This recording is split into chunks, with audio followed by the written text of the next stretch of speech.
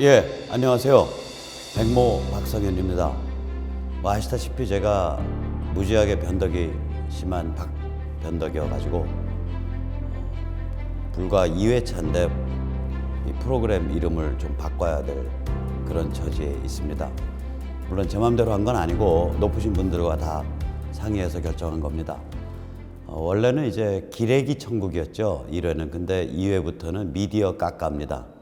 제가 내일 모레 그래도 나이가 60 가까이 되는데 새카만 이른바 기레기 후배들을 실명을 거론해서 비판하는 게 좀 개인적으로 쪽팔려서 미디어 전체를 뭉뚱그려서 자근자근 깎아먹듯이 까서 먹는 그런 프로그램을 기획하고 있습니다. 제가 이 1년에 넥타이 매는 날이 닷새가 안 돼요. 작년에 생각해보면 딸내미 시집 보낼 때 맸고 사돈 양반들 만나 뵐 때 맸었는데 오늘 이렇게 이쁜 넥타이를 이제 메고 나온 거는 굉장히 모시기 어려운 분을 모시고 나왔기 때문입니다. 네, 그럼 한번 어느 분인지 살펴보시죠. 안녕하세요. 정미용입니다. 네, 너무 오버하신다 근데. 아니, 이게 원래 딸랑딸랑 할 때는 확실하게 딸랑딸랑하고 쫙 앞에서 엎드려야 돼요. 제가 오늘 원래 여기 진행이 아닌데요. 변희재 씨가 오늘 목 상태가 많이 안 좋으셔가지고 제가 대신 나왔습니다. 근데 사실 저도 목 상태가 좀 안 좋습니다, 지금. 아니, 왜 그렇게 목들이 안 좋은 거예요? 네, 다들 악을 쓰고 다녀가지고. 아니, 인생을 즐기시는 악을 쓰신데. 낱말을 하시고 계시네. 저야 원래 험한 놈이니까. 그래서 이제 그 길에서 태극기 많이 흔들고 연설 많이 하다 보니까 다들 좀 컨디션이. 근데 목소리가 좋으시네, 아직. 그렇게 악을 아니에요. 쓰시는데도. 완전히 잠겼다가 풀린 거예요. 근데 지금 저는- 멋낸다고 추운 데서 지금 이러고 있잖아요. 지금 이거 말고. 여기가 좀 그래갖고- 추우세요? 저는 약간 추위를 많이 타요. 그러시구나. 그래가지고 이제 코가 점점 막혀가고 있어요. 아니, 코가 막혀가니까. 자켓을 입으셔도 될 것 같아요. 아니, 괜찮아요. 이쁘게 보이시려고 일부러 벗으신 제가 거 지금 아닌가? 정 대표님을 모시는데. 아니, 뭐 모신다는 뭐 감기가 문제입니까? 지금 이런 말씀을 필색의 영광입니다. 믿지 마십시오. 왜냐하면 제가 모시는 지금 상황이거든요. 사실 무대 밖에서는. 근데 뭐 어쨌거나 우리가 다 태극기 모시죠, 사실은. 뭘 누가 누굴 모셔. 근데 이제 그러다 보니까 이게 스타일도 점점 험해지는 거예요. 이거 양말 보세요, 양말. 완전 등산 그 토량말 신고 다니고. 정신없이 네, 다니시니까 이렇게 거의 뭐. 양말도 좀 짝짝이로 신고 나오신 거 아니에요? 아니, 짝짝이 아니에요? 아니구나. 짝짝이 네. 아니에요. 왜 그래요? 그 정도 정신도 있어. 아직 치매 아직 괜찮아요. 아직 한 5년은 괜찮아. 5년 후에는 저도 감당 못해요. 근데 변희재 씨가 그렇게 상태가 안 좋습니까 지금? 엄살인 것 같은데. 엄살이에요? 예, 혹시 변 대표랑 모여서 사진 틀어진 거 없어요? 아니요. 뭐 그럴 리가 있겠어요. 네. 사이가 아주 좋진 않지만 뭐 나쁘진 않습니다 전혀. 네. 좀 더 돈독하게 만들어 보세요. 사실은 목이 많이 상해 있어서 의사한테서 목을 쓰지 말라고 했는데 내일 국회에 가잖아요. 국회 접수하러. 접수. 그 접수죠. 네. 그 이제 국회에서 국회 헌정회관에서 태극기 물결과 정당 정치. 그러면 뭐 멋있게 보이죠. 실제로 뭐냐면 야, 이 태극기 물결이 이렇게 올라오는데 니들 국회의원들 앞으로 밥 어떻게 먹고 살래? 그게 주제거든요. 그래서 내일 국회에서 그런 세미나가 열려서 그 변 대표가 주요 발제자라 아마 목을 아끼는 것 같아요. 운기조식 중. 그러니까 한마디로 얘기하면 이 프로그램보단 그쪽을 더 중하게 생각한다는 거. 이걸 당연히 그렇죠. 깡무시하고 있는 그런 행태를 지금. 아니, 개도 300마리 모아놓으면 당연히 굉장히 무서워야 돼, 국개. 이거는 30만 이상이 볼 겁니다. 여기는 그래도 인간이 모시니까 여기는 사정을 짐작해 줄 수 있지만 개 300마리 속에 지금 쳐들어가는 판에. 네. 굉장히 조심해야죠. 제가 그냥 농담했어요. 저도 네. 농담했어요. 저는 국회의원을 존경합니다. 네, 그러세요? 네. 네. 헌법기관인 국회도 존경합니다. 그럼 이제까지 마음에 없는 말만 하고 다니신 거네. 저는 평소에 항상 마음에 없는 말을 법 없이 하고 삽니다. 네. 자, 오늘은 미디어. 미디어를 좀 까봐야죠. 네. 아니, 요즘 이제 MBC는 원래 조금 그래 정신머리가 있었죠. 그래서 그 전부터 태극기 집회를 쭉 보도를 해왔는데 KBS도 보도하기 시작하고요. 옛날에 무슨 박사모 집회라고. 아니, 거기 저도 맹렬 연사고 엄청나게 뭐 사람들 모아서 가기도 하고 돕기도 하고 그러는데 저 박사모 한 적 없거든요. 저 박사모 분들이랑 친해요. 특히 영남이랑. 근데 박근혜 대통령 사랑합니다 이래가지고 태극기 흔드는 건 꼭 아니다 말이죠. 대한민국. 근데 사실 이 태극기 물결을 시작한 것은 그 미스바 기도회라 그래서 우리 그 크리스찬들께서 그렇죠. 시작하신 거고 그게 거기서 처음 태극기를 들었고 예. 거기에 이제 박근혜 대통령께서 잘못이 없다는 것을 이미 알고 있는 많은 사람들이 예, 예. 거기 참여함으로써 이게 커지기 시작한 건데 예, 예. 이거를 지금 여전히 뭐 극우 단체니 처음엔 계속 박사모라 그러다가 지금은 극우 단체라는 말을 어저께 누가 또 그거라 그랬더라? 그저 더민당의 우상호 우상호 아닌가? 대표가 얘기를 했는데 사실은 언론에서도 여기저기서 그런 그 표현을 쓰면서 보도가 많이 나왔었죠. 아니 그리고 우상호는 좀 이상해요. 90년대 초에 내가 만났을 때만 해도 죄송합니다. 애가 착했거든. 그래서 애라 그러면 이거 뭐- 좀 명예훼손 아니죠? 뭐 당시엔 순진하고 그렇게 잘 따라다니는 친구였다면서요? 네, 한 운동권. 3, 4년 전엔 그랬는데 여의도판 가더니 아, 거기가 벌써- 사람이 좀 이상해요. 아이 거기가 삼선이잖아요 벌써. 아니 그러니까 지금 목에 힘이 원내대표란 자가 들어가죠. 대통령한테 뭐 하면 목숨만은 살려주마 그랬다며. 하야하면 목숨만은 당장 살려주마. 하야하면 목숨만은 살려주마. 이게 뭐 거의 이런- 죽창 들고 뭐 완장찬 놈 하는 소리지. 그게 어디 국회의원이 할 소린가? 근데 제1당 제가 보기에는 원내대표가? 그 운동권 출신들 중에서 확실하게 전향을 얘기하지 않고 어영부영하다가 이 사면 복권 돼가지고 그 정신없이 정치권에 들어간 사람들 이분들은 예전에 그 운동권들의 그 좀 무지하고 정신없는 행태를 그냥 하고 있다고 저는 보입니다. 아니 지금 운동권 굉장히 모욕하시는데요. 그 사람들 정신없이 들어간 거 아닙니다. 아니 뭐 개인적으로 생각해서 대한민국 제도에 침투한 거예요, 의도적으로. 그리고 우리들이 정신이 보기엔- 없는 게 아니라요, 정신이 있어요. 있는데 생각을 해보세요. 아니 정신이 빠져서 정신이 없다는 뜻이 아니라 이분들이 그야말로 러쉬로 들어갔다 이 말이에요. 그러니까 몰려 들어갔다. 물론 그게 의도적이든지 또는 본인들도 뭐 의도했고 전략적이든지 뭐 다 이유가 있었겠지만 그 DJ나 이제 YS가 이제 자기 정치 입지를 확장하겠다고 이제 쭉 땡겼죠. 그렇게 해서 네. 사실은 제가 생각하기에는 당시에 이 운동권 출신들은 자기들이 정말 제도권 정치에 들어가서 이런 국회의원이 되고 뭐 대선을 넘보고 이런 수준까지 가리라고는 생각도 못 하고 있다가 사실은 간 것 같아요. 꿈은 꿨겠지만.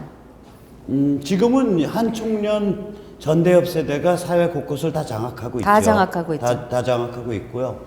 한 청년 전대협의 그 핵심으로 뛰던 친구들의 사고방식이 굉장히 재밌어요. 그러니까 전번에도 말씀드렸던 것 같은데 그 세대는 감옥 생활도 제대로 안 했어요. 고문도 안 받았고. 그러니까 80년대 벌써 중반 학번 이후기 때문에 들어가면 뺨 한 번 맞기도 힘들어요. 그게 92년도든가요? 한양대학교에서 예. 전대협 총회가 열렸을 때 예. 거기 현장에 모인 골수 주사파 전대협들이 실위만인가 그때 그랬다는 걸로 기록에 있거든요. 그러니까 그 사람들이 지금 다 어디 있겠습니까?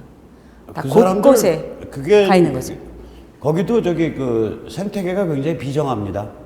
그래가지고 잘 나가는 친구들은 뭐 빠지도 달고 사업도 성공하고 커넥션 내고 움직이지만 대부분의 사람들은 굉장히 어렵게 살아요. 그럴까요? 예, 굉장히 어렵게 살고 그도 또 자기 사고방식, 그 사고방식이 특이한 사고방식이거든요. 이게 다 해집고 나면 뭐가 남냐면 그 특히 위에서 이끌었던 사람들은 평양이란 손잡고 출세 한번 하자예요, 혁명으로. 핵심이 그거예요. 그러니까 나 같은 놈은 혁명을 하는데 평양을 까부시는 혁명하자. 남북을 다 까부시자라는 스타일이었죠. PD 만든 놈이니까.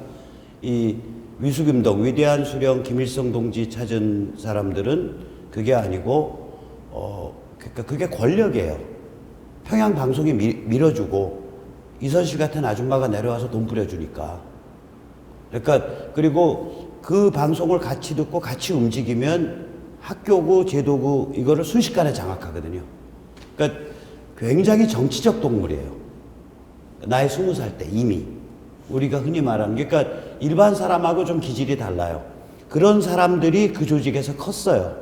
그러면 거기서 뭐 민족의 순결함이 어떻고 뭐 미제의 흉악함이 어떻고 친일파를 청산하고 이런 드립에 속아서 쫓아갔던 그 일반적인 고세대에 있는 사람들은 굉장히 심리가 기묘해요. 이렇게 보면 착하고 순진하고 괜찮은데 또 어떤 때 보면은 엄청나게 위선적이고 싸납고 그래요. 그리고 폭력적이고.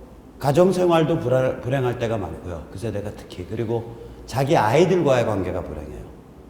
그러니까 저희는 이제 통기타 세대죠. 제 77학번이니까 통기타 세대고 리버럴 우리가 좋아했던 건 송창식인데 예를 들면 윤영주고 그런 리버럴 그 전통 위에서 학교 들어가서 유신 그 마지막 막바지에 이제 머리 들이받고 싸우기 시작한 세대인데 저희 세대들은 그 50대 60대 지금 이제 제가 그 세대의 마지막이잖아요. 근데 59년생이니까 그런데 그렇게 다 젊었을 때 뭐 민주주의 좋아하고 그랬지만 지금은 다 대한민국 지키자고 다 튀어나온 사람들이잖아. 60대들이.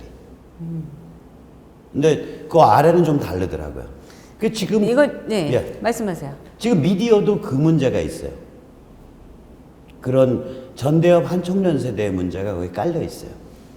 지금 미디어는 다 작용화돼 있지 않습니까? 그러니까 이제 특히 이번 사태 때 이제 시민들이 열받은 게 뭐냐면 나는 생업에 열중하면 그래도 조선중앙통화, 뭐 네이버 이런 것들이 원칙은 좀 지켜주겠지. 기본은 있겠지. 예, 기본은 있겠지. 그 다음에 나는 열심히 돈 벌러 다니면 새누리, 김무성이, 유승민이 이런 것들이 그래도 생양아치 짓은 안 하겠지. 뭐 이런 마음을 가지고 있었단 말이죠. 근데 이번 사태는 이 집단들이 사고를 저지른 거잖아요. 이게. 몽땅 커밍아웃 했다고 생각하는 분들이 많이 있죠. 네, 그렇죠. 근데 이제 이 사람들이 그러면 이런 조선중앙통화, 저는 조중동포라 그러죠, 포탈까지. 조중동포가 왜 이 짓을 했냐. 이게 일종의 친북혁명의 선봉에 쓴 거거든요. 제가 왜 친북혁명이라 그러면 이렇게 조중동포가 노리듯이 사회를 해체하고 국가를 해체하면 결국에 가서는 북한을 역성들고 북의 핵과 미사일을 역성드는 시스템과 정권이 들어서잖아요. 그러니까 친북혁명의 선봉을 쓴 거예요. 조선중앙통화, 포탈, 김무성, 유승민 유가. 이게 무시무시한 일이라고요. 이걸 통해서 정권이 바뀌면 결국 연방제 통일을 하겠다고 선언한 쪽이 지금 정권을 가져가는 거가 되잖아요. 예, 네, 뭐 연방제 통일 그다음에 가든 안 가든 당장 급한 거는 인류적 문제. 대한민국 정부가 나서서 북한의 ICBM과 핵폭탄을 합리화시켜주는 그런 상황이 초래되잖아요. 요번에 그 매티스가 와서 도와주잖아요. 오히려 만들 수 있도록 도와주는. 그러니까 국제적인 공적이 되고 있는 이 북한에 우리가 실질적인 지원자가 되는 이상한 총알바지죠. 총알바지가 되는 지원자 정도가 아니라 총알바지예요. 쉴드 쳐주는 거. 그러니까 그거를 조선중앙동화 포탈에 나서서 하고 거기로 가는 물꼬를 김무성, 유승민이가 열어젖혔어. 그러니까 국민들이 이것들 뭐야? 이 금수저 생양아치들 아니야? 이러고서 다 튀어나온 거예요, 이거. 그게 이번 태극기 물결의 본질이죠. 오히려 네. 지금 사실 이런 사태에서 앞장을 서고 더 이 총대를 매야 될 사람들이 사실은 한겨레, 오마이뉴스, 미디어 오늘 뭐 이런 경향 이런 류여야 되는데 네. 오히려 지금 뒤로 밀려 있는 듯한 워낙 이 조중동이 그렇죠. 특히 중앙, 조선, 동아 이 순으로 그러니까 농담으로 그러잖아요. 조선일보는 북조선일보고 저기 중앙은 저기 평양중앙방송이라고. 그러니까 농담이 거기까지 나오는데 뭐. 그러니까 이제 아까도 그럼 이 일이 왜 벌어졌냐? 사주가 일단 이상한 생각을 갖고 있는 거예요. 사주가. 그러니까 박근혜 정부 흔들고 사회를 해체하고 국가를 해체시키면 우리 회사가 좋아질 거다. 라는 이상한 착각을 가지고 있는 것 같아요. 지금 JTBC 사장인 그 홍정도 씨가 지금 몇 살이죠? 혹시 아세요? 우리보다 좀 아래예요. 네. 저보다 한참 아래예요. 지금 40대 초반 정도 되지 그렇게 않았을까 됐을 거예요. 지금 생각하는데 예. 너무 어린 나이에 지금 이 언론사 사장이라는 중차대한 역할을 맡아가지고 뭐 이분이 30대부터 일단 뭐 간부였으니까 초고속 승진을 한 사람이라고 소문이 나 있던데. 그러니까 그 집은 아버지가 문제든 아들이 문제든 둘 다 문제든이에요. 그러니까 그 주범이 누군지 모르겠어. 애비 홍석현인지 아들 홍전무인지 근데 아니면 둘 다 공범인지 아무튼 대한민국 해체와 국가 해체 최선봉했었죠 이번에. 나 그분들 아마 평양에서 퀵으로 김일성 훈장 받을 것 같은데. 근데 일설에 의하면 네. 이명박 대통령에게 이 국내 그 좌파의 그 핵심 인물들을 소개시켜준 사람이 홍석현 회장이다. 아, 그 사람 좀 이상해요. 그분이 미국 대사할 때, 주미 대사할 때 네. 당시 시장이던 그 이명박 서울시장이 미국 방문했을 때 그런 자리를 마련했다. 이런 소리를 제가 이렇게 전에 들은 바가 있거든요. 그래서 그 전까지는 이 좌파 인사들하고 뭐라 그럴까 연결되는 부분이 없었는데 이 이명박 대통령께서 그런데 그 계기를 마련해서 뭐 그 당시에 뭐 술자리를 같이 하고 뭐 하면서 형님 아우님까지 할 정도로 친해지고 그 여파를 몰아서 대통령 당선된 다음에 그 대표적인 친북 인물인 황석영 씨를 단독으로 미국 민족의 재간동이 민족의 재간동이 그 김일성으로부터 그런 괴이한 이름을 하사받은 그 황석영 씨를 데리고 미국을 단독으로 대통령 전용기에서 둘이서 갔잖아요. 그때 어떻게 저럴 수가 있나로 많은 이 보수 국민들이 얘기했는데 그게 다 이유가 있었던 것이다. 그거를 이렇게 생각합니다. 뒤에서 쿠킹한 게 홍씨래요? 맨 처음에 만나게 해서 서로 인사를 트게 만들어준 사람이 홍석현 회장이다. 아니 애비가 그 모양이면 이건 뭐 거의 애들이라도 정확한 소통입니다. 애비가 그 모양이면 아들 홍정도라도 애비를 들이받아야 될 거 아니요. 아니 어떻게 근데 둘이 같은 물려받을 게 많은 자식들이 아버지 들이받는 거 보셨습니까? 나는 그렇게 했는데. 아 그랬어요? 아니 홍석현 씨는 좀 이상한 데가 있다. 저 사람 굉장히 이상한데 저는 잘 몰랐는데 처음 느낀 게 언제냐면 그게 누구죠? 그 처음처럼 그 소주 그거 쓴 사람 네. 있잖아요. 그 통역당 신영복 씨. 신영복 씨. 뭐 이 시대의 양심이라고 하는 사람. 시대의 양심 무슨 시대의 양심이야? 내가 보기 시대의 찌끄레기지. 어쨌거나 그 시대의 찌끄레기 신영복 나 그 처음처럼 안 먹어요. 난 참이슬만 먹어요. 근데 이제 아니 그 글씨 보면 오바이트 나오는데 아, 좋은 소주 마시면 오바이트 할 거 있나? 소주는 괜찮아. 근데 글씨 때문에 오바이트가 나와. 어쨌거나 그 신영복이 난 신영복이라고 불러요. 아니 뭐 다 개인의 자유니까. 아니 그게 아니라 표현의 자유 아닙니까? 네.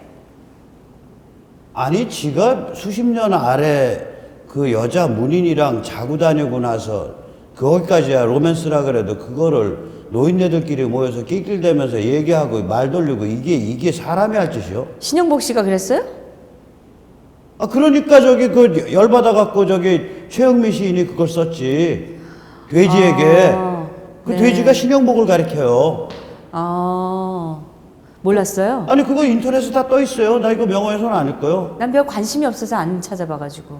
아 그 말이 안 되는 소리. 근데 신영복이라 그러면 통역당이거든요. 그렇죠. 통역당은 기관총 박격포 수류탄 가지고 저기 북한 노동당에 입당하고 뭐 이런 사람들이에요. 통역당이 그 한명숙 전 총리 남편과 한명숙 씨가 그렇죠. 연결되어 있는 바로 예.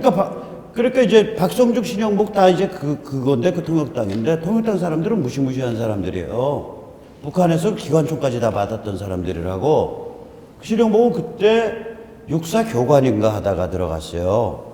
그건 제가 들었어요. 그런데 중앙일보에서 무슨 캠페인을 했었냐면 그게 2012년경인 것 같은데 명품 보수, 명품 진보라 그랬어. 그래가지고 명품 진보의 1번 타자가 신영복에서 통면을 깔아서 신영복이 탁 그 무게 잡고서 그 고아한 사상가 문인인 척 이렇게 딱 걷는 그런 뭐 내가 구역질이 나가지고 신문에다가 그때 내가 전전날 먹은 밥알까지 내가 창자에서부터 다 개원해서 그랬다니까. 신영복 얼굴 앞에다. 아니 지금 이 언론이 그러니까 그 홍석현 이상한 사람이야 그 사람. 그러니까요. 이상한 사람. 언론이 진짜 이상한 왜 사람. 진실을 그렇게 왜곡되게 포장을 해가지고 국민들에게 대한민국 국민들에게 알리지 않느냐?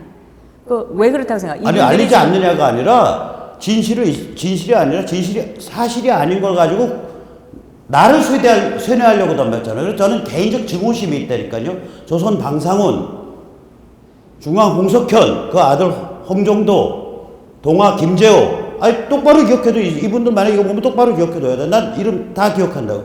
네이버의 이 회장, 개인적 원한이 있어요. 니까지 것들이 내 뇌수를 쇠뇌하려고 그래? 아, 직접적으로 세뇌를 그놈, 받으시라. 그 인간들이 하루 종일 활자로 박아내고 방송에서 떠드는 게 내 뇌수를 세뇌하려는 세뇌 미수범들 아니요. 내가 건강해서 안 속았지. 이게 세뇌 미수범들이에요. 이거는 제가 보기에는 최면 미수범이고. 제가 보기에는 우리 박성현 씨를 세뇌하려고 하는 게 아니라 박성현 씨는 아예 제외됐어요. 다른 많은 생각 없는 사람들을 세뇌하려고 하는 겁니다. 그런데 우리 국민들이 깨 있으니까 이상한데 하다가 태극기 들고 나와갖고 줄줄이 나온 거예요, 이게. 그러니까 여전히 거기 속는 사람들이 많이 있습니다. 있지만 문제는 뭐냐면 사상 세상일이라는 건 진실의 편에서 결심을 가지고 사람들이 집결되기 시작하면은요, 이게 그 거짓의 안개를 뚫어요. 밀도가 다르거든. 밀도가 다르다고. 여기는 밀도가 강하고 강렬하다고요. 지금 그 태극기 집회 요새 나가 보면 네.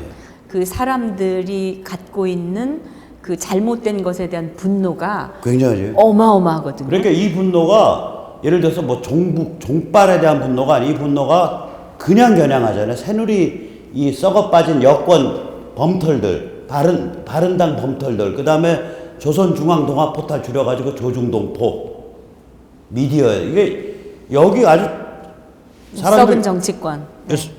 잡아 죽이겠다 그런 거 아니에요. 그 다음에 떡검이라고 불리는 특검, 검찰 권력, 이거 잡아 죽이겠다고 사람들이. 근데 지금 언론이 이거를 와서 현장을 보고 느끼고 사실을 적어야 되는데 그러니까 이걸 안 하고 있는 거죠. 그러니까 홍석현 씨가 살 길은 뭐냐면요, 저 중앙일보 사주 아니고요, 저 종북이에요라고 빠지를 바꿔달면서 살아.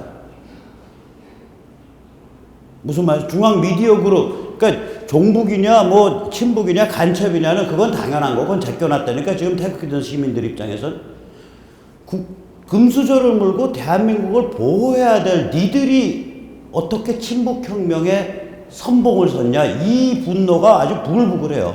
그러니까 나는 홍석현 씨나 방상훈 씨나 저기 동아 김재원 씨한테 권하는데, 이민 가시는데요, 그거 나라 잘 골라야 됩니다. 미국 같은 데 가시면 별로 안 좋고요. 이제 저기 아프리카 같은 데 가면 $100 주면 시민권 주는 나라 있어. 그런 데라든지 뭐 이런 데 이렇게 잘 골라 가시면은 좀 이 분노 이 지수로부터 좀 멀리서 사실 수 있어요. 그분들은 뭐 어딜 가든지 살만한 저기는 다 갖고 있는 사람들이니까. 근데 문제는 그들이 안 떠날 거라는 거죠. 우리가 그렇게 바라고 있음에도 불구하고. 그러면 뭐 조금 좁은 곳에 집어넣어 드리면 되죠. 요만한 방에. 근데 예. 지금 우리 박성현 씨께서 보실 때는 지금 이 언론들이 이렇게까지 돼 있는 이유가 뭐라고 아까 생각하십니까? 이제 말씀드렸지만 사주들이, 그러니까 국가를 해체하고 사회를 해체해서라도, 예를 들면 내가 이거 어느 회사라고 얘기 안 할게요. 의정부에 큰 땅이 있어요. 내가 그 땅을 지목을 변경할 수 있으면 10조를 벌어. 사주들이 그런 마인드를 갖고 있다고 생각을 해보세요. 혹은 국가를 해체하고 사회를 해체해서라도 내 종편이 살아날 수 있다면, 지금 종편 다 죽게 생겼잖아요. 엄격히 법률적으로 해석하면 종편 다 죽게 돼 있어요. 왜냐면 증자를 하려면 비율을 맞춰서 증자해야 되는데 대주주만 증자를 하게 되니까, 누가 소액주주들이 증자 따라가 주나?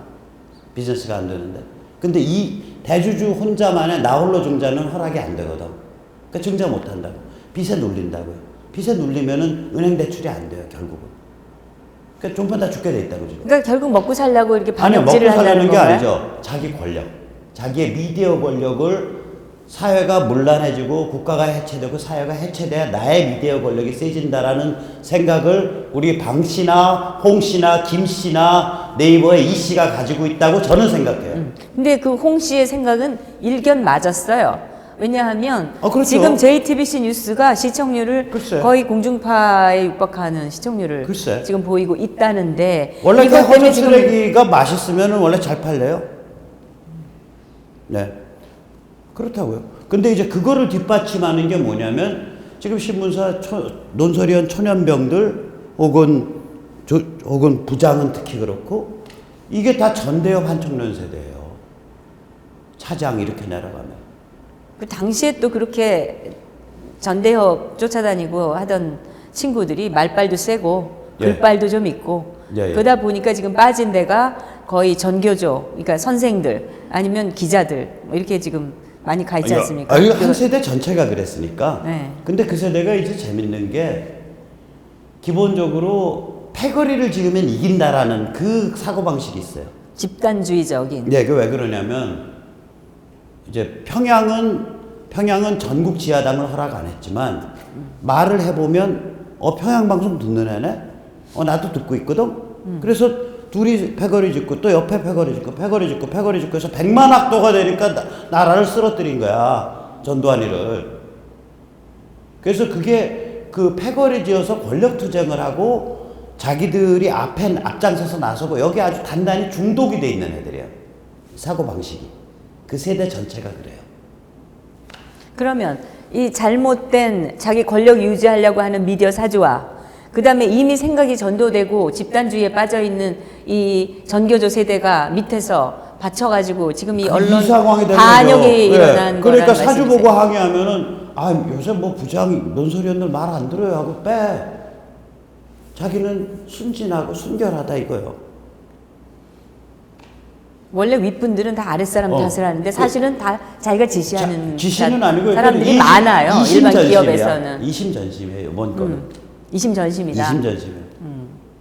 근데 좀 조선이 조금 지금 망하게 생겨가지고 좀 태도가 달라진다는 말이 있던데 어떻게 보세요? 관심 없어요. 요번 아니 그냥 어떻게 보냐고요. 망해야죠. 태도 달라졌다고 봐주면 안 돼요. 계속 망하게 해야지. 계속 절도운동 이렇게 해야죠. 저는 그 죽어야 산다 이거를 항상 주장하는 사람이라서 당연히 죽어요. 아니 죽어야 다시 우리나라의 언론이 살아날 거 아닙니까? 그런 언론은 이게 죽어야. 언론이지. 여기가 언론이죠. 여기가. 이런 그러니까 내가 아까 말한 이제 빅미디어 시대는 끝난 거예요. 요번에 조선중앙동화 포탈 이런 걸 움직이는 자들은 이런 식으로 하루 종일 세뇌를 하면 국민을 끌고 갈 수 있다고 생각을 했을 거예요. 근데 세뇌가 된 사람들이 사실 많습니다. 근데 세뇌를 깼잖아요. 풍선이라는 게 빵꾸 이쪽 돌리면 그 풍선 못 쓰는 거예요. 그게요, 임계치가 20%쯤 돼요. 8대2라고. 그러니까 넘어섰거든, 지금. 완전히 풍선 개걸레 된 거예요. 근데 이게 세뇌가 왜 깨졌냐? 그게 뭐냐? 결국은 보면 스마트폰, 유튜브, 카톡, SNS, 게시판 이거였다고요. 전부 퍼스널 미디어, 퍼스널 소통이라고. 그러니까 그 지금 언론 그 권력들이 착각하고 있는 게 자기들이 계속 떠들면 이것이 통하리라 생각하는데 사실은 뭐 태극기 집회 나오는 분들이 무슨 언론 보도 보고 나왔습니까? 언론 보도에 화가 나서 나온 거죠. 거꾸로. 언론 보도에 화가 나는데 또 그 구체적인 정보를 다 SNS죠. 카톡이나 유튜브나 그렇죠. 게시판이나 페이스북, 거기에 정확한 트위터. 정보들이 뭐 바보가 아닌 이상 보면은 이게 사실겠구나 이게 느껴지니까 나오는 거 아닙니까? 그렇죠. 네. 그러니까 저 언론 권력들이 좀 착각을 하고 있는데 요번에 폭망한 거예요. 근데 마음 같아서는 저자들이 하루 빨리 제대로 쓴맛을 봐야 되는데 싶지만 워낙 거대한 집단, 거대한 권력이 돼 있기 때문에 과연 언제가 될까? 과연 가능할까? 한 3년에서 5년 걸릴 겁니다. 그렇게 보세요? 3년에서 5년이면 망해요, 저거. 지금 운영 구조가 안 나오잖아요. 근데 이대로 계속 가야 된다는 얘기 아닙니까? 아니요, 원래 운영 구조가 안 나와서 종편을 한 거예요, 승부수를. 그렇지요. 그 종편도 운영 구조가 안 나오잖아요, 지금. 방송을 하면 무슨 떼돈을 버는 줄 알고 달려들어서 한 거 아닙니까? 그렇죠. 그러니까 그 운영 구조 안 나오는 데다가 조선 같으면요, 그 전번에 말씀드렸지만 충성 고객 그룹이 한 70만 된다고 알려져 있거든요. 그러니까 고객 관리 안 해도 수십 년째 꼬박꼬박 돈 넣어주는 사람들. 거기에 지금 한 3분의 1이 털어져 나갔다는 거 아니에요. 근데 제가 우연히 그 언론사 계신 분한테 사실은 그 조선일보에 있는 분이 얘기한 건데 3만 명의 독자가 이제 절독을 하잖아요. 그럼 그 3만 명을 고정 독자로 불러들이는데 뭐 100억이 든다고 그러더라고요. 왜냐하면 그 100억 들죠.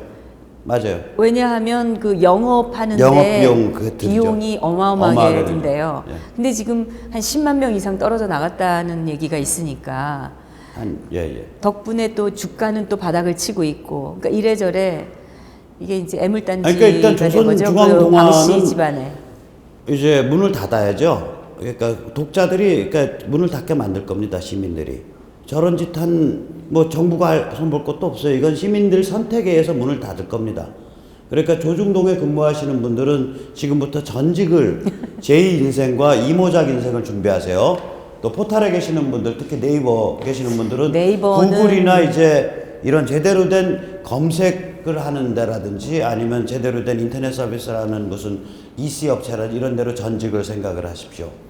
처음에 포탈 중에서도 특히 다음이 너무 작용화돼 있다. 예, 그래서 예. 이제 다음에 그 계정이나 이거를 제가 다 삭제를 하고 안 왔는데 예. 나중에 보니까 이 네이버가 한술 더 뜨더라고요. 그래서 여기서 이게 다운로드 도대체 안 하니까, 예. 완전히 뉴스를 자기들의 입맛대로 걸러서 거의 의도가 보일 정도로 편집을 해대고 예. 제가 얼마 전이 아니라 벌써 한 2년 전에 제가 네이버에서 김일성이라는 그 단어를 쳐봤어요. 그랬더니 그 양력이나 모든 것에서 6.25를 일으킨 전범이라는 말이 안 나옵니다. 예. 그냥 1950년도에 조선인민군 총사령관으로 취임했다. 이렇게만 나와요. 그러니까 이게 역사를 왜곡하는데 일조를 하고 있구나. 뿐만 아니에요. 인터넷 신문에 어디 요만큼 박혀져 있는 걸 톱으로 끌어올린다고 자기들 편집하면서. 그러니까 원래 뉴스 언론사라는 건 편집권이잖아요. 핵심은 편집권에 있는 거거든. 네이버는 문의는 언론사가 아닌데 무지막지한 편집권을 행사하고 있는 조폭 깡패 집단입니다. 미디어에 관해서. 동의합니다. 그리고 이거는 반드시 손을 볼 거예요. 이거는 다른 언론사는 내비둬도 적자가 나서 망하는데 이거는 이상한 괴물이 되어 있는 거예요. 그러니까 이거는 앞으로 시간이 갈수록 네이버 이 회장님 잘 들으세요. 귀하의 회사는 앞으로 시간이 갈수록 국민들의 무시무시한 증오와 저항과 분노의 1순위에 당첨되셨습니다. 감축드립니다. 근데 1순위가 됐다고 해가지고 망할 수 있을까요? 엄청난 공룡이 돼 있고 지금 어마어마한 재산을 축적하고 있는데. 여기서는 한 방이에요. 특히 인터넷 쪽은 한 방이에요. 그럴까요? 그럼요. 근데 야후 가는 거 보세요. 야후가 저렇게 갈 거라고 누가 생각했어요? 그건 그렇죠. 제가 IT 쪽에 있었거든요. 제가 IT에 처음에 그러니까 발들였던 90년대 초다 그러면 전 세계 IT 기술의 최강 AT&T 연구소의 벨랩. 그게 나중에 루스트 테크놀로지예요. 지금 개걸레돼 있잖아요. 여기서는 한 방이에요. 변화가 정말 급격하게 예, 이루어지는 여기서는 것이 한 방이에요. 그 분야인 것 같아요. 그러니까 지들도 한 방인 줄 아니까 게임 쪽으로 많이 갔죠. 근데 정말 희망이 생깁니다. 그 말씀을 들으니까. 한 방이에요. 그렇게 기본적으로 됐으면 한 방. 좋겠네요, 예. 정말. 네. 그러니까 상전벽해인. 근데 뭔가 대체할 만한 포탈이 나와야 되지 않아요? 구글 있잖아요, 구글. 저는 구글 쓴 지가 한 10년 돼요. 근데 이제 구글 가지고 상호를 뒤질 때 좀 곤란하더라고요. 왜냐면 장사하는 분들이 그러니까 네이버에 블로그를 해놓고 네이버에 그렇죠. 자기를 프로모션 해놔가지고 어디 맛집을 뒤지거나 뭐 이런 자동차 무슨 뭐 인테리어를 뭐 손봐야겠다 이런 거 있잖아요. 좀 전문적이고 이런 건 네이버가 유리해요. 그러니까 딱 그때만 네이버 쓰고요. 메일도 네이버 쓰시면 안 되고 저것도 네이버 쓰시면 안 되고 블로그도 네이버 쓰시면 안 되고 뉴스도 네이버 보지 마시고 아무튼 다른 건 네이버 절대 보지 마세요. 저는 네이버 볼 때 어떤 전문적인 한 분야의 상점 뒤질 때 보고요. 두 번째는 사전 볼 때 봐요. 나머지는 안 봐요. 저도 사전. 네. 가끔 증권 소식도 보고. 뭐 그 근데 정도로. 메일은 계속 네이버를 사실 쓰다가 바꿨어요. 구글로? 지메일로. 네. 제가 구글로 구글 바꿨어요. 메일이 훨씬 보안이 된다고 해서. 아니 일단 통진당 당원이 없잖아요. 엔지니어에 시스템 관리자에 네이버는 통진당 당원이 있으니까 당연히 거기에? 있겠죠. 왜 그러냐면 전에 집 속으로 저기 화염병 던지고 지나간 놈 SDS 과장이었잖아. 삼성 SDS. 야. 그래가지고 웃기는 일 벌어져. 그럼 삼성 SDS의 고액 연봉을 받는 자가 걔가 통진당 당원이어서 남의 집에 뭐 화염병을 던져갔던가 그래요 그때? 그럼 당연히 유추해 봤을 때 삼성 SDS가 네이버 서비스도 할 거고 가서 시스템도 만져줄 거고 또 네이버 자체 안에도 당연히 그런 인맥이 있겠죠. 그 통진당 당원들이 그 당시에 한 20만 됐죠? 문제가 뭐냐면요. 네. 원래도 미국서는 IT를 한다 그러면은 빼딱 해갖고 리버럴 왼쪽이에요. PC 리버럴이에요. 이번에 트럼프한테 쥐어 까진 그런 성향이에요. 그런데 한국서는 IT 한다는 애들이 그 소프트웨어 한다는 애들이 제대로 된 정치 문화나 정치 교양을 접할 기회가 없으니까 원래 성향이 IT 쪽은 좀 그래요. 리버럴하다고. 그러니까 얘들이 저기로 가버렸잖아. 통진당으로. 그러니까 이게 중심이 잡혀져 있으면 얘들이 요쯤 오는 애들이거든. 근데 한국 사회 정치 문화나 정치 교양이 워낙 난잡하다 보니까 저쪽 가버린 거죠. 그러니까 불행한 거죠. 나 정말 내가 굉장히 좋아하는 서울대 거기는 자기들 용어는 슈퍼코더라고 불러요. 그러니까 코딩을 정말 날아다니는 친구들이 한 학년에 1명 정도 있어요. 컴공과에. 내가 컴퓨터공학과에. 컴퓨터공학과에 내가 연달아 2명을 굉장히 좋아하고 친해요. 지금도 가끔 만나서 술 먹는데 둘 다 민노당 당원이었어요. 지금 미디어 쪽, 특히 또 이런 문화 쪽, 여기 IT 쪽, 여기는 뭐 다 거의 작용화돼 있다 이렇게 보여져요. 그렇죠. 많이 그래. 그러니까 슬픈 일이죠. 원래는 그냥 리버럴한 사람들이 원래 착한 사람들이거든. 근데 정치 교양과 정치 문화가 난잡하니까 자기 그 열정을 가지고 거기로 가버린 거지. 그러니까 사회가 좀 이제 정화되면 태극기 많이 흔들어줘야 돼. 그래서 더 많은 분들이 나와야지 되겠죠. 그럴 그렇지 것 않으면은 같은데? 지금 구도를 바꿀 수가 없습니다. 제가 비밀 보기에는. 하나 할까요? 저도 이제 비밀. 전 남의 비밀 듣는 거 별로 안 좋아하는데. 혁명 코스프레 좀 해보려고 SUV 차량을 지금 우리 집회용 차량으로 개조하고 있습니다. 불법 개조는 아니고. 네. 진짜 만사를 때려치고 그냥 올인하시는구나. 아니 원래 만사가 이거죠. 만사가 제 비즈니스죠. 지금 그 미디어들의 그 태극기 집회라든지 지금 현재 탄핵 사태 이거 보도하는 그 행태를 보면은 사실은 정말 이 나라가 희망이 있을까 싶은데 태극기 집회가 이제 커지면서 조금 희망이 살아났어요. 그러나 지금 그 어마어마한 산업 아닙니까 이 미디어가. 청와대 출입 기자가 지금 1000명이 넘는다고 하는데 온갖 인터넷 매체까지 전부 다 이 사람들도 다 먹고 살아야 되는데 이 언론 개혁이라는 게 어디까지 이게 될 수 있는지 과연 그들의 저항이 또 만만치가 않잖아요. 그거를 어떻게 해야 되는 자, 건지 보세요. 한번 전대협 전망해 한청년 보세요. 전대협 한청년 세대 애들이 옛날에 1980년대 후반부터 90년대 내내 왜 평양 방송을 들었을까? 왜 위대한 김일성 수령동지 위수김동을 왜 찾았을까? 생각을 해보면 그거 듣고 같이 패거리 지으면 이익이 됐기 때문에 한 거예요. 특히 상층부는. 무슨 다 얘기? 그러니까 그 당시에는 다 그러니까 그런 패거리도 지어지고 학교 권력도 장악하고 학생회도 먹고 자판기도 장악하고 용돈도 생기고 대단히 죄송하지만 그래서 그 당시에 폼 잡고 여자 후배랑 잠도 자고 뭐 여러 가지가 인생이 편안한 거예요. 학생회가 그 당시에 돈 엄청나게 벌었어요. 네, 그렇죠. 그러니까 이것 그럼 거꾸로 뒤집어 말해서 근데 그거를 자기 머릿속에서는 여기에는 자기는 민족이고 친일파 타도고 미제 타도고 민족의 해방이고 순결한 백의 민족이고 이러고서 돼 있지만 내심은 그거라고요. 특히 상층부 순진하게 따라다니던 사람들은 다 튀어나왔어요 지금도. 근데 상층부가 그렇단 말이죠. 그 얘기는 무슨 얘기냐? 이런 사고방식을 가진 친구들이 지금 뭐 법조에 박혀있고 미디어에 박혀있고 뭐 다 박혀 있는데 국회의원 이 중에서 간첩이 아닌 자들은 세상 바뀌면 또 옷 갈아입어요. 살라고. 그러니까 세상을 바꿔내야 되는 거예요. 그러니까 다시 말하면 대한민국 미디어 혁명, 미디어를 완전히 판을 바꾸려면 시민이 나서서 조선, 중앙, 동아, 네이버를 망하게 하면 됩니다. 그게 핵심적 지름길입니다. 그 우리 태극기 국민들이 지금 어느 정도가 돼야지 그게 가능해질까요? 그러니까 두 개가 다 돼야죠. 집회로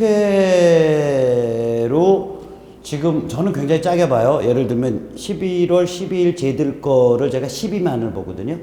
촛불 제일 컸을 때 11일, 12일을 12만 봐요. 저는 무지하게 짜게 봐요. 그럼 12월 11월 12일. 11월 12일. 네, 11월 12일, 19일 촛불이 제일 컸어요. 그렇죠. 19일이 예. 컸죠. 네. 그걸 제가 12만 정도 봐요. 저는 짜게 봐요. 광화문에서 이순신 장군 동상 그 사거리까지 아닙니까? 좀 아래까지 좀 내려왔었어요. 동아일보까지, 예, 프레스센터까지. 예, 내려왔었어요. 그럼 그 면적을 우리가 계산해 보면 그 안에 꽉 찬다고 하더라도 대충 나오잖아요. 그게 한 그것만 20만 가지고, 되는 거 아닙니까? 아니. 그것만 가지고는 한 6, 7만 밖에 안 나와요. 근데 율곡로, 저기 그, 어디야, 저기 경복궁역서부터 동십자각 정도까지, 그 다음에 종로 서대문 가는 중간, 그 시티은행 있는데, 그 역사박물관 있는 데서부터 종로 일가 종각원저리까지 이렇게 다 계산하고, 이게 한 남대문 근처까지 내려왔다고 했을 때 12만 나와요. 제가 그 건축사무소에 있는 친구들한테 도로 면적을 받아가지고 계산을 해본 거예요. 밀도 계산해서. 근데 그걸 제일 처음 했어요. 그래서 인터넷에 올려서 그거 엄청 돌아다녔지. 그 계산 방식이. 그런 식으로 우리를 해보면 우리가 제일 요즘이 한 15만 될 거예요. 그렇죠. 훨씬 더 넓은 면적을 꽉꽉 채우고 있으니까. 15만 되고, 대단히 죄송하지만 연세가 많으신 분들이 많고, 그 생활인들이 되나가지고, 저기처럼 뭐 공짜 뭐 공연 보러 온다 이게 아니거든. 그냥 나라 걱정해서 왔는데 몸은 아프고 하니까 전부 던킨 도너츠 가서 앉아 계시고 그거 꽉꽉 차잖아. 주변에 그 찻집이나 제과점 음식점이 꽉꽉 차요. 그랬다가 행진 시작한다 그러면 있었던 사람만큼 다 튀어나와요. 그러니까 주변 상가들이 촛불 집회보다 태극기 집회를 훨씬 선호한다고 하더라고요. 촛불 집회하면 망하고 이거 집회하면 논하지. 근데 촛불 집회야 사실은 돈 받고 나왔던 사람들이 증언이 속출했고 그 뭐 너무 많았으니까 또 운전기사가 또 버스 운전기사가 돈이 전달되는 거 봤다고 증언도 하고 뭐 이게 많이 나와 있었잖아요. 그러니까 동원된 인력이 거기는 많았다. 그렇죠. 태극기는 자발적으로 돈 지불하면서 나오는 분들이니까 예. 엄청난 차이가 있고 수가 줄어들 수가 없는 거죠. 자기들이 예, 그런 거예요. 그러니까 주최 측이 돈을 만들어가면서 하잖아. 성금 받아서. 저만 해도 제가 지금까지 저는 4주 전부터 저는 원래 이런 대중집회 안 하니까 설날 집회부터 제대로 했잖아요. 설날 때 한 8,000명 나오셨다고 그때. 방심위 앞까지 같이 가신 분들이 한 3,000명 돼요. 설날 그때 하셨잖아요, 연설. 네. 방심위 앞에서. 네. 근데 그때부터 했는데 지금 저는 이제 주간 결산 보고를 계속 해드리고 있거든. 그때부터 지금까지 거둔 돈이 한 5, 6천 될 거예요. 그것도 온라인 성금으로 주로. 오. 6, 7천 돼, 6, 7천. 네. 그래가지고 지금 어마어마하다. 그래가지고 가지고 있는 군자금이 오늘 얼마 4천만 안 원이 좀 됐는데 넘어요. 기간이. 저는 원래 또 좀 네트워크 있잖아. 그전에는 이제 제가 싸우겠다고 칼을 안 뽑아서 그랬지. 이번에 칼 뽑으니까 한 7천 정도 거둔 것 같은데 제가 갖고 있는 오늘 날짜 군자금이 한 4천이 넘어. 그러니까 누구한테 돈 받아서가 아니라 돈 보낸 사람 보면은 뭐 멀쩡한 다국적 기업 회계사인데 모르던 사람인데 나중에 보니까 다국적 기업의 회계사가 연봉이 한 2억 5천에서 3억 받잖아요. 세금 내고 자기가 집에 가져가는 게 한 1억 5천쯤 되는 사람인데 생활비 쓰고 연애 한 4, 5천 절약하고 자기 용돈 월 한 100 쓸 사람이야. 그런데 왜냐면 이제 나이가 젊으니까 애들은 줄줄이 있고 재산은 모아야 되고. 근데 500을 넣었더라고. 그 누군지 이렇게 보니까 전대업 하던 친구예요. 네. 그러니까 내가 아까 말했잖아요. 전대업 세대가 다 나쁜 게 아니고 상층부에서 권력 맛본 놈들. 그 놈들이 이상하게 갔고요. 밑에는 다 많이 또 순치돼 있어요. 생각이 바뀐 거죠. 그거 바뀌었죠. 네. 저 오늘 미디어 얘기하는데 사실은 지금 이 태극기 집회에 그렇게 사람들이 나오는 그 수가 점점 늘어나고 있기는 한데 정말 예상대로 3월 1일 날 전국이 태극기로 뒤덮일 수 있으리라고 보세요. 그리고 그것이 또 미디어에 얼마나 또 아까 참 말씀드렸는데 네. 태극기 그러니까 두 가지를 다 해야 돼요. 집회를 통해서 결기를 다져야 되고 이런 집단 행동이기 때문에 집단적 결기를 다져야 돼요. 그게 집회가 굉장히 중요한 매개고요. 그 다음에 그것이 지속적 일상생활에 반영되던 네트워킹과 조직화가 돼야 돼요. 그게 운동이죠. 운동이 되어야 두 되죠. 개가 다 돼야 돼요. 국민 운동이 예, 되어야죠. 예. 두 개가 네. 다 돼야 돼요. 그래서 지금 이 둘을 향해서 가고 있는 거예요. 그래서 이게 어느 임계치를 딱 넘는 순간 조선중앙동화 네이버는 문 닫아야죠. 그러면 그때는 이제 이 프로그램이 없어지는 때네요. 뭐 깔 대상이 없으니까. 아, 그렇지, 그렇지. 이 프로그램, 그럼 나는 이제 정대표 깎아를 만들어야지. 혼자서. 저는 뭐, 정미용 깎아. 저는 미디어 권력이 될 일이 없기 때문에 뭐 그런 아니, 나는 뭐 그런 상상은 안 하셔도 권력과 돼요. 상관없이 원한이 있으면 깝니다. 저한테 원한 있어요? 아니, 프로그램 그것도 없앴다는데 불구 대충 가만 원한이죠. 보니까 말에 뼈가 있네. 아, 가시도 있어요. 독도 있고. 지금 이 언론들이 그런 자기들의 운명을 알고나 있는지 모르겠네요. 운명을 알면은 성인군자죠. 아니 저렇게 못하지. 그 사람이 자기 운명 알기 어려워요. 자기 네. 미래를 알기가. 네. 지금 저는 사실 그 전에 방송심의위원회가 가장 많이 징계를 하거나 오보에 그 정정 명령 내리고 한 게 1등이 한겨레였어요, 보니까. 예. 그런데 손석희가 JTBC 간 이후로 1등이 바뀌었어요. JTBC로. 그리고 그거 심각하죠. 좀 그 오보가 그 그냥 오보 오보가 자체가 심각한 오보들이죠. 한겨레 오마이뉴스를 뛰어넘는 그리고 예, 네, 그 건도 아주 많고 대단한 한 건 한 건이 기록을 심각하죠. 대단한 기록을 가졌더라고요. 완전 조작 내지는 나는 손석희 씨에 대해서 굉장히 부러워해요. 왜요? 그러니까 저 사람은 사실에 대한 존중심도 없고 지적으로는 내가 보기엔 지적이나 머리나 이 마음에서는 무시무시한 사람이거든. 그러니까 어떤 점에서 그거를 파악하셨어요? 아니 뭐 태연하게 거짓말을 얘기하잖아. 태연하게 다 합리화시켜서. 우리 같은 놈은요. 일단 뭐 거짓말 하려면 일단 얼굴이 막 좀 달라지고요. 얼굴에서 그 악기가 막 튀어나와요. 우리는. 근데 난 손석희 정말 존경스러운 게 그러한 악랄한 거짓말을 매일 떠드는 인간이 얼굴이 선하게 보여. 선하게 보이진 않던데. 그러니까 얼굴이 일단 이목구비가 뚜렷하죠. 뚜렷하게보다도 이목구비가 좀 순하게 보이잖아. 그러니까 보통 받는 느낌이 그래서 잘생겼다는 여성들도 있더라고요. 그 잘생긴 얼굴은 아니고요. 좀 바 스타일이지. 좀 얇지 이렇게 간닥간닥. 나는 옛날에 한번 같이 밥 먹고. 근데 원래 나쁜 거를 알면서 얘기하는 게 아니라 완전 그렇게 믿고 하는 사람들은 약간 좀 사이코패스적이지 않나. 그런 어떤 감각이 없는. 손석희가 사이코패스인지 모르겠는데. 아니 뭐 태극기 흔들면은 리플리 증후군이라며. 그게 손석희가 한 소리 아니야? 또 고소 들어올지 모르기 때문에. 아니야 잠깐만. 그거 사이코패스라는 게 아니라 약간 좀 사이코패스인 사람들이 보이는 그런 증상 중에 하나가 너무나 아무렇지도 않게 그런 걸 하는 거 아니에요? 아니 나는 그 리플리 증후군이라고 불렀지요. 그 사람이 자기 입으로 얘기를 했죠. 리플리 증후군이라고. 그거하고 조금 다른 것 같아요. 당신 그 입 조심해. 나 태극기 흔들었는데 나 같은 사람 보고 당신이 리플리 증후군이라 그러는데 인생 행복하게 사셔. 그 함부로 그렇게 입 놀리는 거 아니야. 저도 동감입니다. 손석희 씨. 네. 그럼. 전 숟가락이나 계속 하나씩 얹을 테니까 계속 까세요. 그거 말이 안 되는 거 아니야? 그 리플리 증후군이 네. 그 거짓말 막 하면서 계속해서 자기를 합리화시키는 그런 반사회적 인격 장애란 말이에요.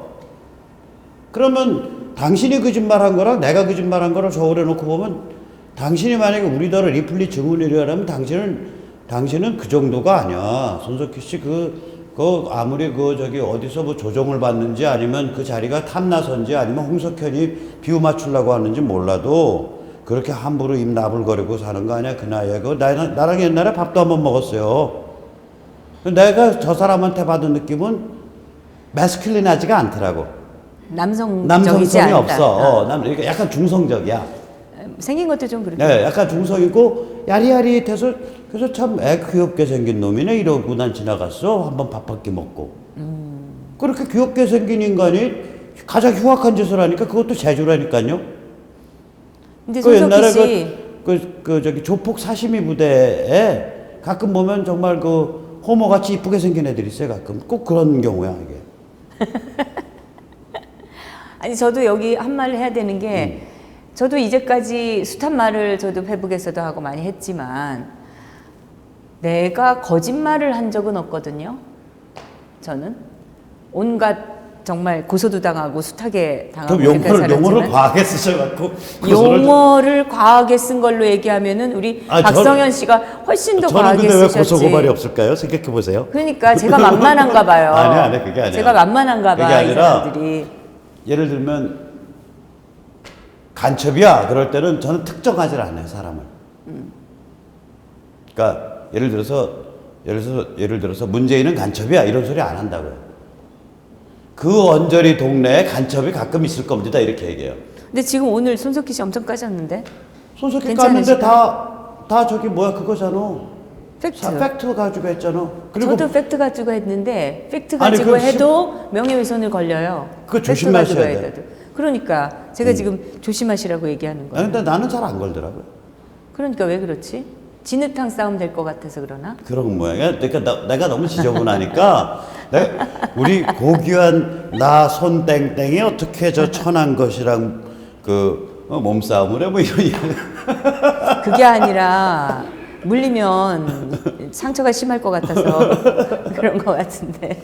근데 저는 그 손석희 씨 거짓말을 정말 믿을 수가 없었어요. 몇 가지 해버렸어, 그죠? 그쵸. 그 JTBC에 가서 앵커를 하면서부터 계속해서 나오는 그 거짓. 오죽하면 모든 언론사에서 통신 심의 제 몫을 다하지 않는 방심위에서도 1등을 했다 이거죠. 웬만하면 심의도 안 하려고 그러는 이 방심위에서 가장 많은 그 지적을 받고 징계를 받았다는 건데 이게 사실은 언론사로서는 치명적이잖아요. 그러면 그 언론사 운영진들이 이걸 좀 알아야 되는 거 아닙니까? 아 이건 좀 심각하다 우리가 이 정도로 자꾸 소송이 들어오거나 그러니까 이게 고발이 들어가고 이러는 거는 그러니까 홍석현이가 그 염치가 없는 거예요. 이걸 염치가 있는 인간이 신영복을 명품 진보라고 내세워요? 그러니까 얼굴은 반지르르하게 생기고 아버지는 잘 만났어요. 홍진기 씨 저 존경하거든. 그 양반은 자기가 돌아가신 아버지한테 창피한 줄 알아야 돼요. 그 보통 우리 언론사들이 이제 특히 이제 홍석현 씨 같은 경우에는 이제 뭐 재벌 비판할 지금 입장이 아니잖아요. 그런데 지금 그 손석희 씨가 하는 거는 지금 거의 반재벌, 반자본주의, 그 다음에 지금 이 진보에 대한 뭐라 그래 찬양이라고 해야 되나? 그런 쪽으로 무조건 그 보수를 까는 데만 지금 집중하고 있는 거 아닌가 그런 생각이 들고. 뭐 나는 그 사람이 뭐 반재벌을 하든 반자본주의라든 그건 지 자유인데 아니 국가를 해체하고 사회를 해체하는 거짓말을 만들어내서 그걸 나불거리고 태극기 들고서 거의 얼어 죽을 지경으로 얼어 죽으셨잖아. 한 분은 심근경색으로 그렇게 절절한 마음으로 해서 나오는 그 수많은 선배 세대 자기보다 나이도 많은 사람 수두룩하고 그런데 그 사람들한테 대해서 리플리 증후군이라고 이런 개 싸가지 없는 소리를 어떻게 그 방송 중에 하냐고. 술 먹다가 낄낄대면서 하면 몰라도 근데 그런 자를 놔두는 홍석현이는 또 정신머리가 뭐냐 이거요. 그 손석희가 이 태극기 집회를 좀 뭐라 그럴까 폄훼하고 못하게 하려고 하는 의도를 가지고 지금 그렇게 할 텐데 사실은 아이러니하게도 바로 그런 왜곡되고 조작된 그 보도 때문에 사람들이 더 많이 나오거든요. 그 아이러니죠. 네, 맞아요. 네. 박영수가 손석희 씨, 당신이 지금 태극기 집회 키우는 원인이야. 그건 모르겠어요? 아니, 그래서 좋은 말씀인데, 저 친구들은 이 사정을 몰라요. 죽었다 깨나도. 그러니까 어떻게 모를 수 있냐는 거지. 그게 간단해. 사람이 어떤 종류의 자기 프레임을 갖고 박영수가 날뛰는 거 보세요. 박영수가 날뛸수록 태극기가 커져. 그러니까. 나 요새 박영수 빠야. 오늘은 이 오빠가 뭔 사고 좀 안 쳐주나. 고마워. 근데 본인은 그걸 몰라요. 본인은 어떻게 생각하냐면 내가 이렇게 칼 잡고 휘두르면 이 싼 것들이 이제 몸조심 좀 하고 정신 좀 차리겠지 이렇게 생각한다고 본인은. 그 심리학에서 그걸 이고라 그러잖아요. 근데 사실 정말 싼 것처럼 행동하는 사람들이 누굽니까 지금? 아니 이 대목에서 조심하셔야 돼요. 박영수 네, 씨는 여기까지만 굉장히 하겠습니다. 양반 여기까지만. 거예요. 네, 여기까지만. 그분은. 아니 나는 그냥 누구냐고 물었지. 글쎄, 누구라는 얘기는 안 몰라. 했어요. 그러니까 나도 얘기하죠. 이 대목에서 조심하세요. 네. 자, 조심들 하세요. 자, 그러면은 아까 이제 이렇게 세 줄 요약 우리도 어느 게시판에서. 근데 사실 검찰한테 찍히면 그거 좀 영향이 좀 안 좋습니다. 네, 정 찍히면 안 돼. 대표님은 찍히시면 안 되고 저는 차동욱이 날릴 때 조선일보가 임년 치기 전부터 쳤어요. 한 달을 노숙 비닐 덮고. 근데 저도 계속 이 네. 특검이 무슨 홍위병이냐 뭐 이러고 떠들고 있고 그래가지고 아마 찍혔을 겁니다. 뭐 괜찮아요. 네, 찍혔어요. 괜찮고 오늘 이제 아무튼 이 말씀은 미디어가 그러니까 거대 미디어들, 제도권 미디어들, 조중동 포가 지금 황당한 짓을 해놓은 건데 이거는 결국은 문 닫게 만들어야 되고 문 닫게 만드는 힘은 시민에서 나옵니다. 자각된 각성한 시민의 국민들의 힘이다. 일상적 실천에서 나옵니다. 일상적 실천. 예. 일상적 실천이라 함은 매일매일. 그러니까 네. 예를 들면 저는 조선을 40년보다 끊었어요. 끊었는데 근 40년이죠. 35년보다 끊었는데 계속 넣으려 그러다고요. 그래서 저는 앞에다 써놨어요. 조선일보 같은 쓰레기 투척 금지. 근데 저 같은 경우는 끊는다고 하니까 바로 안 들어오던데. 저는 들어올라 그러더라고요, 이게. 이게 하여튼 매일매일의 실천. 네, 이 왜곡 보도하는 언론은 국민이 정말 처벌해 주셔야 됩니다. 맞습니다. 네. 아이, 뭐 감사합니다. 이런 뭐 두서 없는 뭐 이런저런 얘기를 했지만 두서가 없잖아요, 사람이. 근데 결론은 잘 내린 것 같아요, 우리가. 네, 일단 결론은 네. 잘 내리면서 이 시간을 마치도록 하겠습니다. 네. 아이, 네, 오늘 수고하셨어요. 감사합니다. 감사합니다.